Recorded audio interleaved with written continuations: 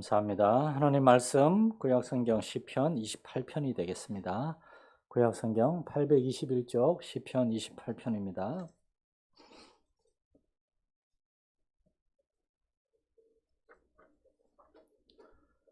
시편 28편 1절에서 9절까지 저와 여러분이 한 절씩 교도하시겠습니다. 여호와여, 내가 주께 부르짖으오니 나의 반석이여 내게 귀를 막지 마소서. 주께서 내게 잠잠하시면 내가 무덤에 내려가는 자와 같을까 하나이다. 내가 주의 지성소에 나가여 나의 손을 들고 주의 그 계절에 나의 간구하는 소리를 들으소서. 악인과 악을 행하는 자들과 함께 나를 끌어내지 마옵소서. 그들은 그 이웃에게 화평을 말하나 그들의 마음에는 악독이 있나이다.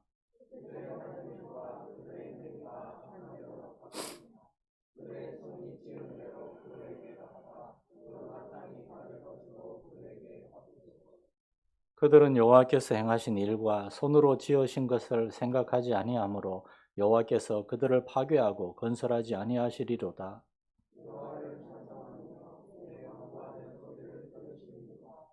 여호와는 나의 힘과 나의 방패이시니 내 마음이 그를 의지하여 도움을 얻었도다. 그러므로 내 마음이 크게 기뻐하며 내 노래로 그를 찬송하리로다. 여호와는 그들의 힘이시요 그의 기름 부음을 받은 자의 구원의 요새시로다. 같이 읽겠습니다.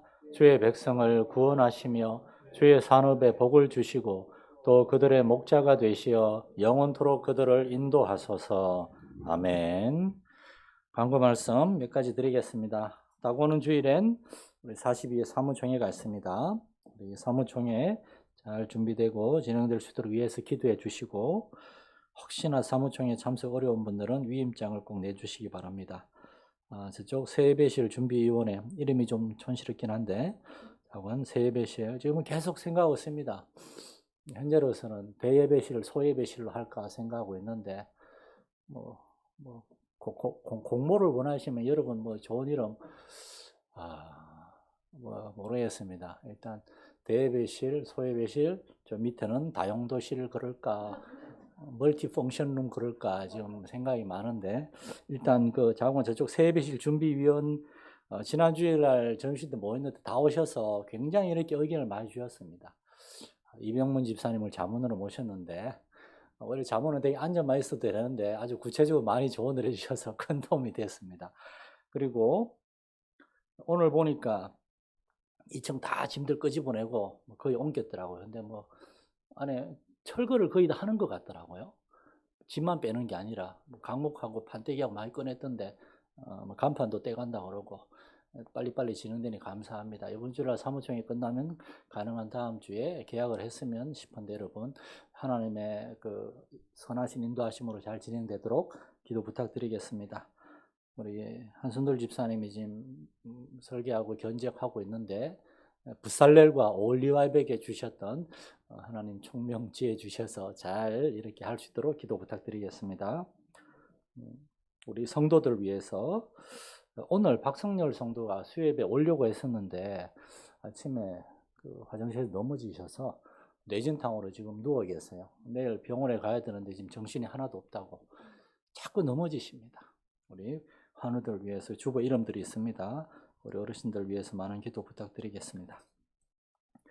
오늘까지 28개 시편을 우리가 수요일 저녁마다 함께 읽고 간략하게 나누고 있습니다. 제가 간략하게라고 하는 이유를 여러분은 이해하실 것입니다. 시편의 한 시를 충분히 다루자면 20여 분의 이 짧은 시간으로는 사실 턱없이 부족합니다. 그러나 우리는 시편을 그냥 우리가 신학교 다니고 그렇게 쭉 연구하는 게 목적이 아니고 그 시편 말씀을 통하여 저자가 어떤 어려움 가운데 어떤 기도, 어떤 찬양을 올려드렸는가를 통해서 그냥 어려받고 깨닫는 정도만 되기 때문에 우리는 간략하게 이렇게 묵상 중심으로 다루고 있습니다.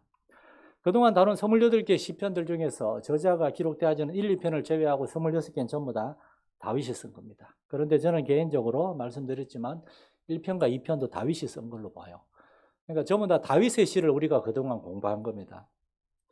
다윗의 시편들은 세 종류로 나눠진다고 그랬습니다.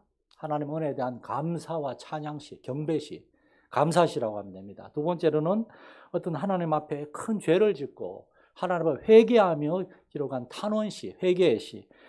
근데 세 번째가 있습니다. 회개의 시. 세 번째가 있는데 그건 뭔가 하면은 뭐 죄든 뭐든 시련과 고난 가운데서 자신의 마음을 하나님께 올려드리면서 그냥 마음을 있는 그대로 탄식하는 탄식시가 있어요. 그동안 우리가 이 공부한 28개의 시들은 거의 대부분 탄식시들입니다. 탄원시. 계속 시들을 읽다 보니까 이 반복되는 패턴이 있는 것을 아마 여러분들은 무언가 느끼실 겁니다. 그게 그거 갖고 약간 그런 게 있어요. 오늘은 시편 28편을 중심으로 이 다윗이라는 인물이 하나님 앞에 자신의 마음의 깊은 고뇌 가운데 올려드린 탄원시, 어떤 패턴들이 있는가, 그걸 잠깐 생각해 보려고 합니다. 첫 번째 패턴은 다윗도 참으로 어려운 상황을 많이 경험했다는 겁니다. 낙심되고 낙담된 어려운 상황. 다윗과 같은 믿음의 사람도, 하나님의 마음에 합한 사람도 어려운 일을 많이 겪었습니다. 우리는 성경의 인물들은 어려운 일들 별로 없었는 줄 아는데 그렇지 않습니다. 다윗은 사울왕을 피해서 도망다니던 10년의 시간 외에도 그의 일생이 시련과 고난의 연속이었습니다. 사무엘하 21장은 다윗이 노년의 기록입니다. 이미 압살롬의 반란 사건도 지나고 다윗이 노년에 그때 무슨 일이 있었는가 하면 블레셋이 쳐들어왔을 때 군사들이 하도 사기가 떨어져서 다윗도 전쟁에 참여했어요. 그런데 그때 무슨 일이 있었는가 하면 사무엘하 21장 15절부터 블레셋 사람이 다시 이스라엘을 치거늘 다윗이 그의 부하들과 함께 내려가서 블레셋 사람과 싸우더니 다윗이 피곤하매 거인족의 아들 중에 무게가 300세겔 되는 300세겔이면 무게가 80kg입니다. 80kg, 저보다 더 무거운 창을 휘두르는 거인 중에 한 명이 이스비보노비라고 하는 사람이 다윗을 죽이려 함으로 수르야의 아들 다비세가 다윗을 도와 그 블레셋 사람을 무찔렀다고 되어 있습니다. 그러면서 다윗의 부하들이 다윗에게 이렇게 말합니다. 왕은 다시 우리와 함께 전쟁에 나가지 마옵소서. 이스라엘의 등불이 꺼지지 말게 하옵소서. 무슨 말인가 하면 이때 다윗의 나이는 70을 바라보고 있었어요. 그 나이에 다윗은 칼을 들고 전쟁터에 나가야만 했어요. 군사들을 독려하기 위해서. 왕이 전쟁에 함께 나가는가 안 나가는가는 엄청난 차이가 있거든요. 성경은 다윗이 피곤함이라고 했습니다. 피곤함에. 노년의 다윗이 자전거 타기도 힘든데 말을 타고 전쟁터에 나와서 칼을 들고 있는 게 얼마나 힘들었겠습니까? 다윗은 끝까지 싸워야만 했습니다. 다윗의 인생은 피곤했어요. 바울 사도 역시 말하기를 우리가 하나님의 나라에 들어가려면 많은 환난을 겪어야 한다라고 얘기했습니다. 사도의 일생도 시련과 환난 속에서 수고와 희생의 연속이었습니다. 우리도 신앙생활 하다 보면은 신앙생활 하면 할수록 더 쉬워지고 더 편해져야 되는데 그게 아니에요. 우리가 걷는 이 길은 십자가의 길이고 고난의 길이고 하나님 나라를 세우는 길이기 때문에 계속해서 새로운 도전이 끊이지 않습니다. 철로 역정에 보면은 천국문 코앞에서도 미끄러지면은 지옥으로 직행하는 길이 있다 그래요. 마귀는 결코 만만한 존재가 아닙니다. 그러므로 여러분, 시련과 어려움은 우리의 친구라고 생각하시기 바랍니다. 멀리 하려고 하지 말고 자꾸 피하려고 하지 말고 그 한가운데를 묵묵히 걸어가는 겁니다. 그러한 믿음과 담대함, 영적인 맷집, 이것을 위해서 하나님 앞에 예배하고 기도할 수 있는 여러분 될 수 있기를 축원합니다. 다윗의 시편에서 두 번째 패턴은 그 어려운 상황을 만났을 때마다 다윗은 언제나 하나님께 나아가서 기도했다는 겁니다. 당연한 거 아닙니까? 라고 여러분 생각하시겠지만 그게 당연한 건데 그 당연한 게 너무나 어렵습니다. 왜 어려운가? 첫 번째 이유는 어려운 일이 생기면은 이상하게 제일 먼저 하나님을 멀리하게 돼요. 예배를 떠나게 되고 형제 자매들과의 교제를 떠나게 되고 불편하니까 힘드니까. 믿음의 시련을 겪고 있는 사람은 그 누구보다도 제일 앞자리에서 예배하고 하나님께 나와야 되는데 우리 교회가 너무 좁아서 그러나 이제 좀 넓은 데 가면은 여러분 예배 드리러 왔을 때 누군가 구석에서 이렇게 혼자 조용히 기도하고 있으면 건드리지 마시기 바랍니다. 옆에 Don't touch place라고 건드리지 않는 석을 하나 만들었으면 좋겠어요. 힘든 사람은 거기 앉아서 기도하고 예배 드리는 거예요. 그러면 좀 내버려 둬야 됩니다. 자꾸 가서 아이고 오랜만이네 막 이렇게 막 그러면은 우리는 좋아서 그러지만 그 사람은 불편해 죽을 수도 있어요. 그냥 Don't touch place, DTP라고 하나 만들어 놓는 겁니다. VIP석이 어디로 갔어? 저기입니까? 저기 새가족석으로 항상 비워놓으라 그랬는데 우리 주일날 항상 저기 앉지 말고 DTP석을 만들어 놓는 거예요.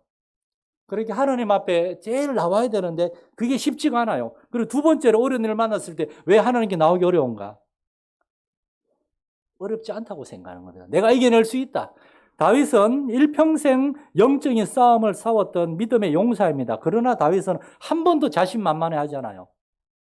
다윗은 이런 위대한 믿음의 사람이 자신의 능력과 경험을 절대 의지하지 않습니다. 어려운 일을 만나면 무조건 하나님 앞에 나가요. 그리고 하나님 앞에 기도하는데 그냥 조용조용히 하는 기도가 아니라 다윗의 기도는 부르짖는 기도였습니다.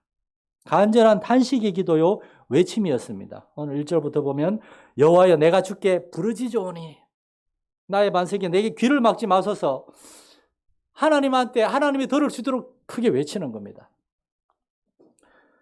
그리고 2절에서도 내가 주의 지성소를 향하여 나의 손을 들고 주께 부르짖는다고. 시편 26편 1절에도 여호와야 나의 영혼이 주를 우러러 보나이다. 여러분 그 유명한 시편 22편에는 뭐라고 되어 있습니까? 엘리 엘리 라마 사박다니 내 하나님이여 내 하나님이 어찌하여 나를 버리시나이까. 이 기도를 하면서 예수님도 외쳤습니다. 다윗의 기도는 체면이고 지위도 다 내려놓고 오직 하나님 한 분만 바라보고 목숨을 내어놓고 기도하는 겁니다. 하나님 아니면 누가 나를 도와주겠습니까? 하나님만 나를 회복시킬 수 있습니다. 하나님 안 도와주시면 저 죽습니다. 사생결단의 기도. 1절 후반절에 나가는 하나님이 잠잠하시면 내가 무덤에 내려가는 자와 같습니다. 죽음을 앞에 두고 올리는 절체절명의 기도. 절체절명이라는 말은 요즘 잘 안 쓰죠.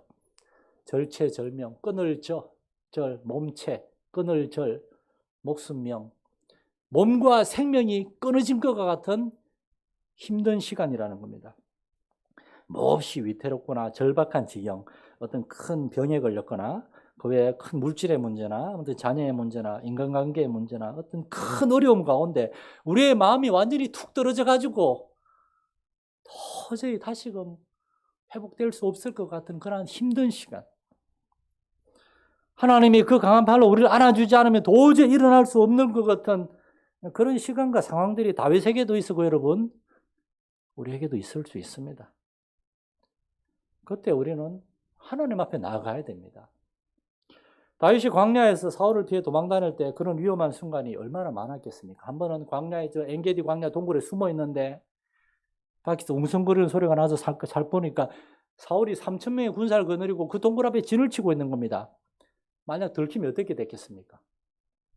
여우잡이 굴 앞에다가 불을 피우겠죠. 다 질식시켜 죽이려고. 하루 종일 불을 피워서 그 안에 있는 연기를 다 집어넣고 그리고 들어가서 칼로 그 안에 있는 사람을 해쳤겠죠. 숨소리라도 하나 잘못해서 들키면은 다 죽는 겁니다. 그 안에는 다윗의 부하들과 다윗의 아버지 어머니와 다윗의 형제들과 가족들과 아이들 다 그러고 있는데 애 우는 소리라도 나면 어떻게 하겠어요?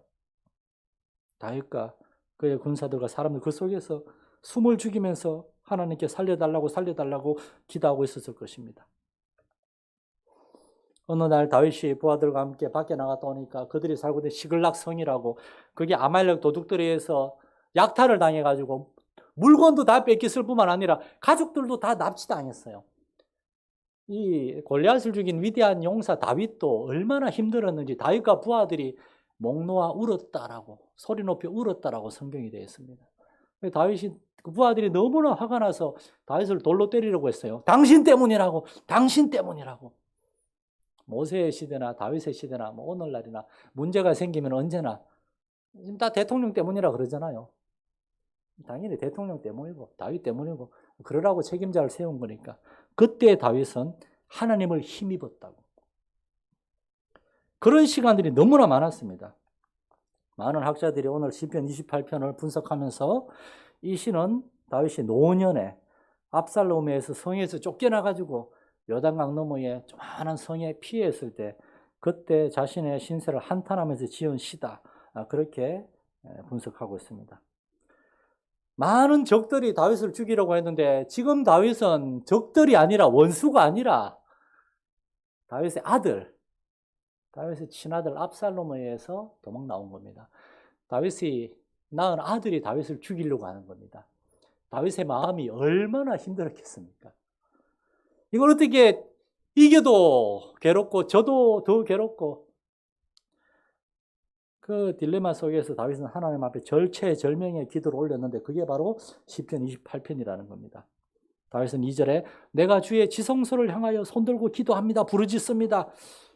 지성소는 예루살렘 성 안에 이제 성전이 생겨나기 전에 성막, 회막 그 안에 있는 법궤를 모신 것입니다.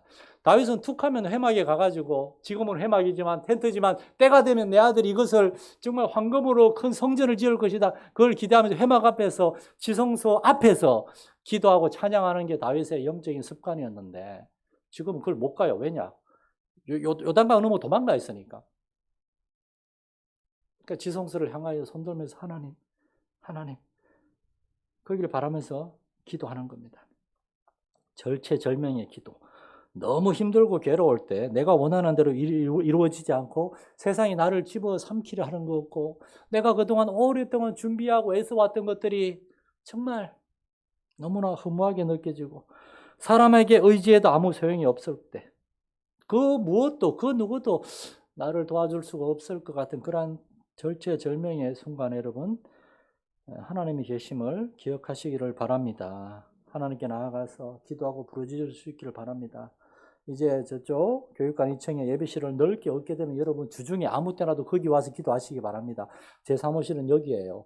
전 거기 안 갈 거예요. 그러니까 여러분 옛날에 이제 있는데 누가 올 때마다 자꾸 빼꼼빼꼼 내미니까 성도들이 불편해서 기도를 못 하시던데 이제 저쪽은 제가 안 갈 겁니다.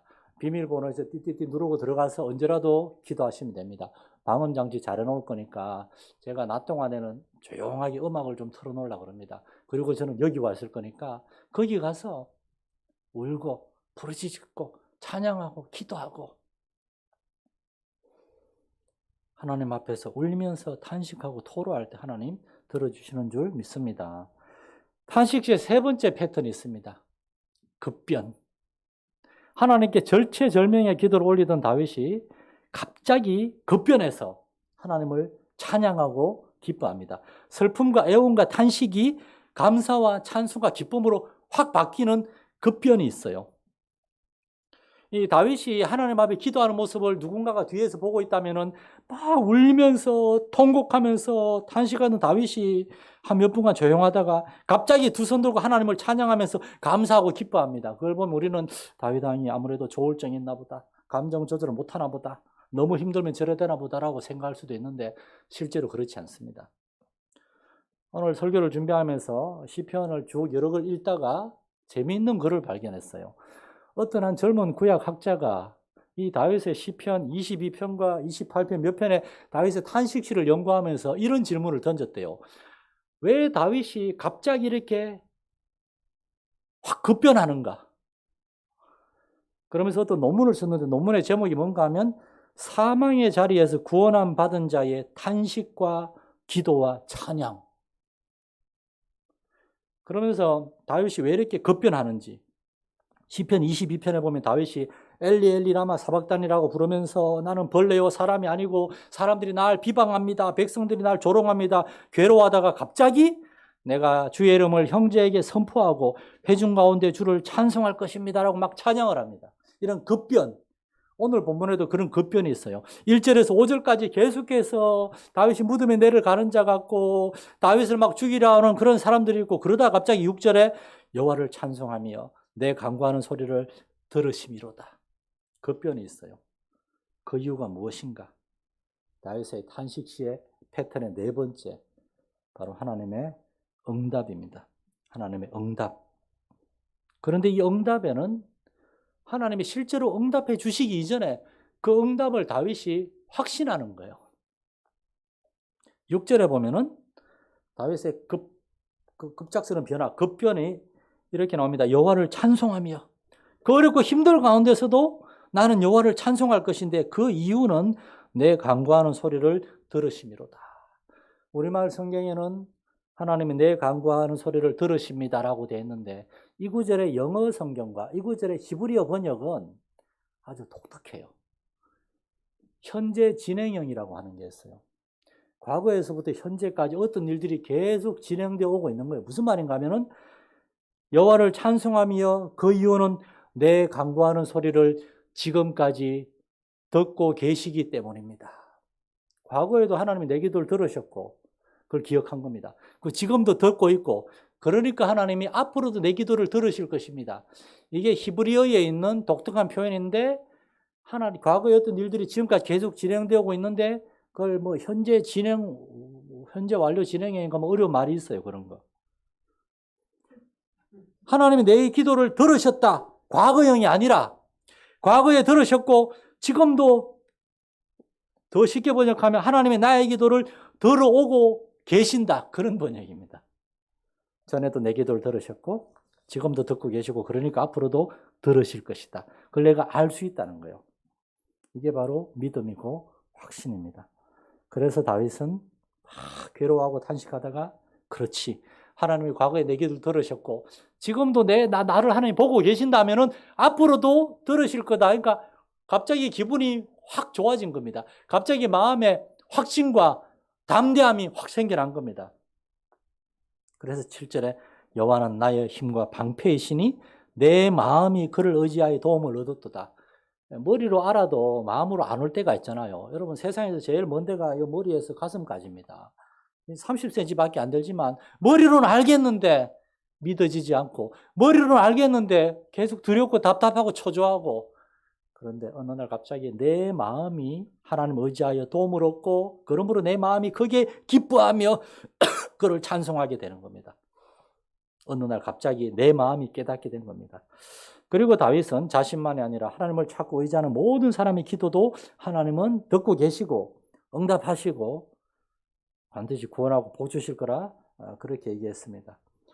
하나님을 믿는 사람도 잊어버릴 수 있습니다. 잊어버리고 확신이 약해지고 머리로는 알겠는데 마음에 두려움과 답답한 마음이 있을 수 있습니다.